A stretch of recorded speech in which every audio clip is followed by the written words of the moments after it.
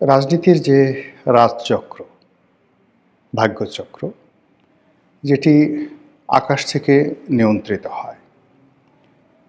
অবস্থদৃষ্টে মনে হচ্ছে যে আবার এই রাজচক্র উল্টো পথে ঘোরা শুরু করেছে। আপনারা যদি গত ১৭ মাসের এই যে রাজনীতির যে পট পরিবর্তন, রাজনীতির স্রোত, বিভিন্ন পক্ষে বা বিপক্ষে যে জনজোয়ার, এগুলো যদি লক্ষ্য করেন আপনি দেখবেন যে বাংলাদেশের একটি ঘটনা, ইতিবাচক একটি ঘটনা, কোনো আবেগ, রাজনীতির জোয়ার বা সম্ভাবনা, এর কোনোটি কোনো ব্যক্তির বা কোনো দলের কর্ম দ্বারা সৃষ্টি হয়নি। অদ্ভুত অদ্ভুত সব ঘটনা ঘটল এবং এক একটা নতুন নতুন পরিস্থিতি তৈরি হলো। অবস্থা দৃষ্টে মনে হচ্ছে যে আসমান থেকে কেউ হয়তো কোনো কিছু নড়াচড়া করাচ্ছে এবং রাজনীতিতে বাংলাদেশের ময়দানে যা কিছু ঘটছে, এখানে ব্যক্তির চাইতে পারিবারিক বিষয় বা পারিবারিক বিষয়ের চেয়ে রাজনৈতিক বিষয় কিংবা অন্য কোনো যে দেশি বিদেশি চক্র, তাদের যে এখানে লীলা খেলা হচ্ছে, সেই লীলা খেলার চাইতে প্রাকৃতিক যে কারণগুলো সেগুলো বেশি ঘটছে। আপনি বুকে হাত দিয়ে একবার একটু চিন্তা করুন যে আওয়ামী লীগের পতন বা শেখ হাসিনার যে বাংলাদেশ থেকে দিল্লি গমন, এটা আপাত দৃষ্টিতে আমরা গণ অভ্যুত্থানকে মনে করি, কিন্তু যদি ৫ তারিখ দুপুর পর্যন্ত আপনি যারা রাজপথে ছিলেন তাদেরকে জিজ্ঞাসা করুন এবং আপনি যা দেখেছেন সেটির সঙ্গে মেলান, মনে হবে যেন স্বয়ং আল্লাহ রাব্বুল আলামিন ঘটনাটা ঘটিয়ে দিয়েছেন। এখন এই ঘটনা কি আলটিমেটলি জনতার পক্ষে যাবে, নাকি ঘুরে ফিরে আবার আওয়ামী লীগের পক্ষে যাবে, নাকি বিএনপির পক্ষে যাবে, নাকি যে ইসলামিক দলগুলো জামাতের নেতৃত্বে ঐক্যবদ্ধ হওয়ার চেষ্টা করে যাচ্ছে টিল নাও, আজকের দিন পর্যন্ত, সেখানে জামাতের মাধ্যমে একটি নতুন রাজনীতির ইতিহাস রচিত হবে, এটা আমরা বলতে পারছি না। কেন বলতে পারছি না? প্রায় প্রতিদিনই একটার পর একটা ঘটনা ঘটে যাচ্ছে এবং গতকালকের ঘটনার ফলে আজকে যে পরিবেশ এবং পরিস্থিতি তৈরি হচ্ছে, এটি মুহূর্তের মধ্যে উল্টে যাচ্ছে। যেমন ধরুন, আগস্ট মাসের ৫ তারিখে ডক্টর মোহাম্মদ ইউনূস তখনও দেশের বাইরে। তো ওনার কপালে যে রাজটিকা আছে আমরা এটা জানতাম না। আবার উনি যাদেরকে মনোনয়ন দিয়েছেন, যাদেরকে উপদেষ্টা বানিয়েছেন, এ সকল মানুষদের কপালে যে রাজটিকা ছিল তা আমরা কেউ কল্পনাও করতে পারিনি। যেমন ধরুন, ছাত্রদের মধ্য থেকে ২ জন উপদেষ্টা হলেন, অন্যান্য যারা হলেন ওনারা কেউ আগস্ট মাসের ৫ তারিখে কল্পনা করতে পারেননি যে শেখ হাসিনার পতন হবেন এবং তারা মন্ত্রী মিনিস্টার হবেন, কিন্তু ঘটনা ঘটে গেল এবং টানা প্রায় ৪ থেকে ৫ মাস যাবৎ সব কিছু গ্রহ নক্ষত্র ডক্টর মোহাম্মদ ইউনূস এবং তার পারিষদবর্গের অধীনে রইল। এরপর সৌভাগ্যের যে চাকা, এটি জামাতের পক্ষে চলে গেল ২০২৫ সনের জানুয়ারি থেকে।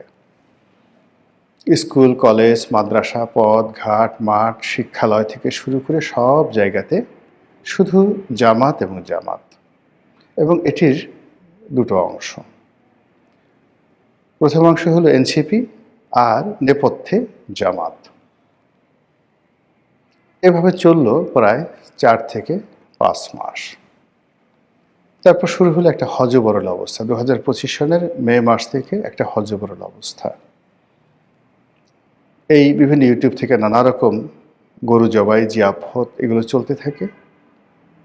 তারপর বিএনপি নানা রকম প্ল্যান করতে থাকে, প্রোগ্রাম করতে থাকে এবং আজকেই মনে হলো যে সরকারকে তারা ফেলে দেবে। এই এশরাক মানে নগর ভবন দখল করে এই আরেক পার্টি এসে মানে কি একটা বিতিস্থির অবস্থা। তো সেই অবস্থার মধ্যে যখন তারেক রহমান সাহেব এবং ডক্টর মোহাম্মদ ইউনূসের যে লন্ডন বৈঠক সেটা হলো, এরপরে আরও এলোমেলো হয়ে গেল।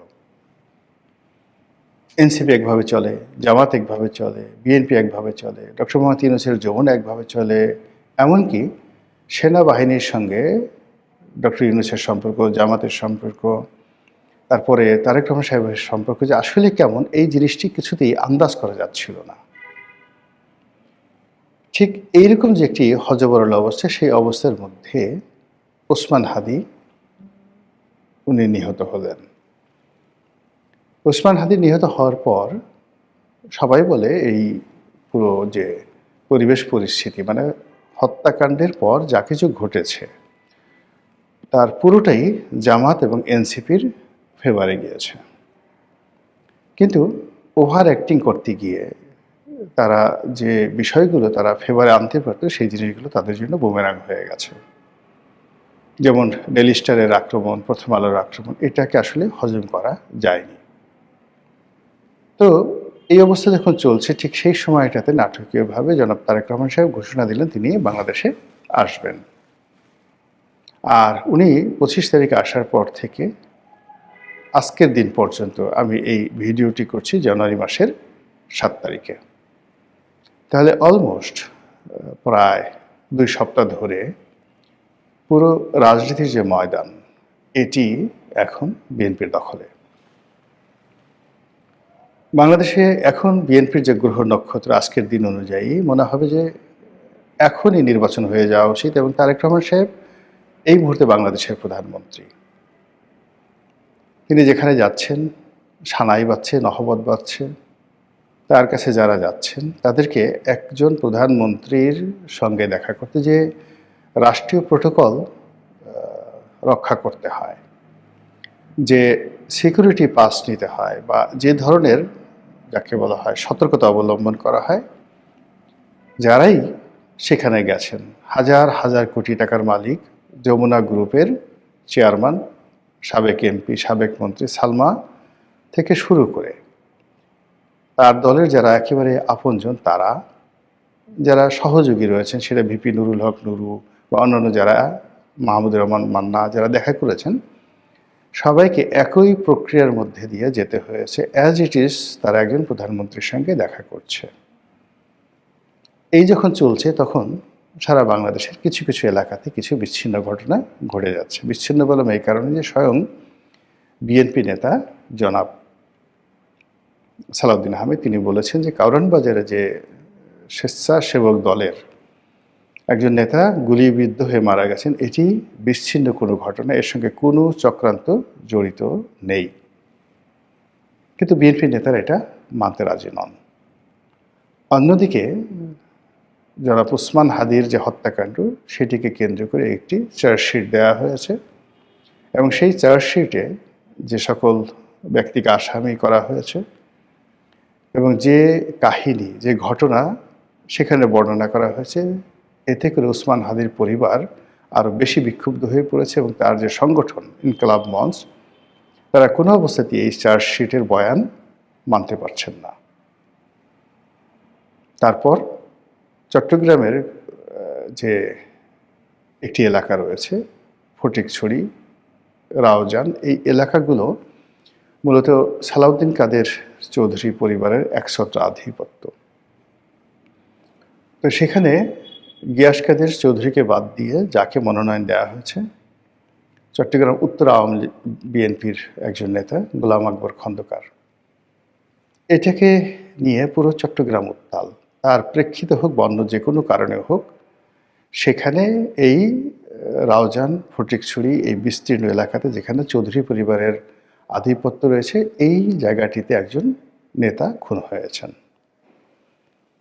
এর বাইরে রাজশাহী, চাঁপাইনবাবগঞ্জ থেকে শুরু করে বিভিন্ন এলাকা থেকে যে সকল খবর আসছে, সেই খবরগুলোকে আপনি যতই বিচ্ছিন্ন বলার চেষ্টা করেন, কিন্তু একটির সঙ্গে অপরটি যদি মিলিয়ে দেন তাহলে আপনি বুঝতে পারবেন যে বিএনপির ভাগ্যাকাশে যে সৌভাগ্যের পূর্ণিমার চাঁদ এই গত 15 দিন ধরে আলোক বর্ষণ করছিল, প্রভা দিচ্ছিল, প্রভাব বিকিরণ করছিল, সেটি থমকে গেছে।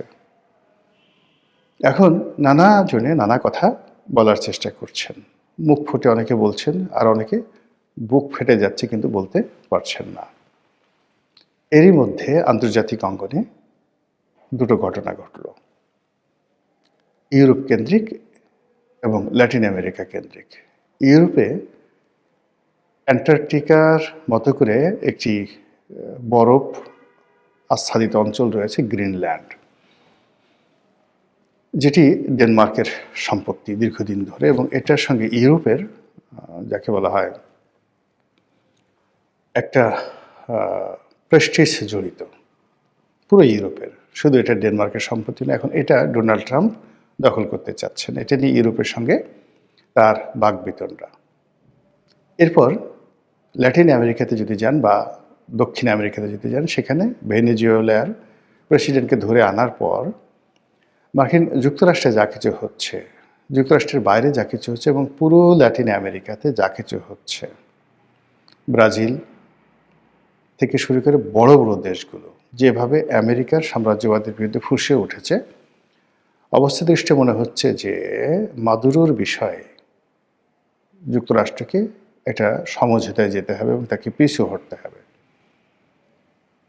আর এই মাদুরোর এই ঘটনার সঙ্গে সঙ্গে মিস্টার ডোনাল্ড ট্রাম্প নতুন করে ভারতের উপর খড়গ স্থাপন করেছেন। গত 1 বছর ধরে ভারতের সাথে সম্পর্ক স্থাপন, পুনঃস্থাপন, সম্পর্ক নষ্ট, এগুলি নিয়ে নানা রকম নাটক হয়েছে। সেই নাটকের প্রেক্ষিতে ডোনাল্ড ট্রাম্পও চেষ্টা করেছেন, মিস্টার নরেন্দ্র মোদীও চেষ্টা করেছেন, কিন্তু শেষ অবধি হয়নি। এর কারণ হলো স্বার্থের যে বিষয়টি, এটি উভয় পক্ষের জন্য জীবন মরণ সমস্যা। ভারতের অর্থনীতি এখন যেভাবে রাশিয়ান তেলের উপরে নির্ভর করছে, আমেরিকার দাবি মতো কোনো অবস্থাতেই তারা রাশিয়ার তেল কেনা বন্ধ করতে পারে না। আবার অন্যদিকে রাশিয়ার সঙ্গে ভারতের যে সম্পর্কটি রয়েছে, এই সম্পর্কটির মধ্যে যদি একটা বিচ্ছেদ ঘটানো না যায়, এটি আমেরিকার পক্ষে হজম করা কোনো অবস্থাতেই সম্ভব নয়। তো তর্জন গর্জন চলছিল এতকাল, তার প্রেক্ষিতে এখন যেটি হচ্ছে, আমেরিকা সম্ভবত কোমরে গামছা বেঁধে ভারতের বিরুদ্ধে নেমেছে। এবং আজকের এই ভিডিওটি যখন করছি তখনের খবর হলো ভারতের উপর 500%, 500 টাইমস শুল্ক আরোপ করার যে অর্ডার, এই অর্ডারে ডোনাল্ড ট্রাম্প স্বাক্ষর করেছেন। কাজেই ভারত এবং আমেরিকার যে সম্পর্ক নষ্ট হয়ে গেল দিল্লির সাথে, এখন সঙ্গত কারণেই বাংলাদেশ, দিল্লির পরিবর্তে ঢাকা, দিল্লির পরিবর্তে ইসলামাবাদ, আমেরিকার জন্য একটা সেফ যাকে বলা হয় টার্নিং পয়েন্ট হয়ে যাবে। আর সেফ টার্নিং পয়েন্ট যদি হয়, সেক্ষেত্রে এই গত 15 দিনে বিএনপির যে রমরমে অবস্থা, এর পেছনে আমেরিকার গুডউইল না ভারতের গুডউইল, আমেরিকার বেস্ট উইশেস না ভারতের বেস্ট উইশেস, আমেরিকার গ্রিন সিগন্যাল না ভারতের গ্রিন সিগন্যাল, এটা আপনারা বুঝে নেন। আর সেক্ষেত্রে যেটি হচ্ছে, যদি বিএনপির সঙ্গে আমেরিকার গ্রিন সিগন্যাল থাকে, সেক্ষেত্রে ভারত তার শত্রু হয়ে যাবে এবং ভারত ডক্টর মোহাম্মদ ইউনূসকে কাছে টেনে নেবে। আবার যদি ভারতের সঙ্গে বিএনপির কোনো দফারফা হয়ে থাকে, সেক্ষেত্রে আমেরিকা এই ডক্টর মোহাম্মদ ইউনূসকে আবার তারা কাছে টেনে নেবে। এরই কিছু আলামত আমরা দেখতে পাচ্ছি। মার্কিন যুক্তরাষ্ট্রেও এবং কাতার এবং ডক্টর মোহাম্মদ ইউনূস সরকারের কতিপয় কর্মকর্তাদের ঘন ঘন বৈঠক ঢাকাতে, ওয়াশিংটনে এবং কাতারের রাজধানী দোহাতে।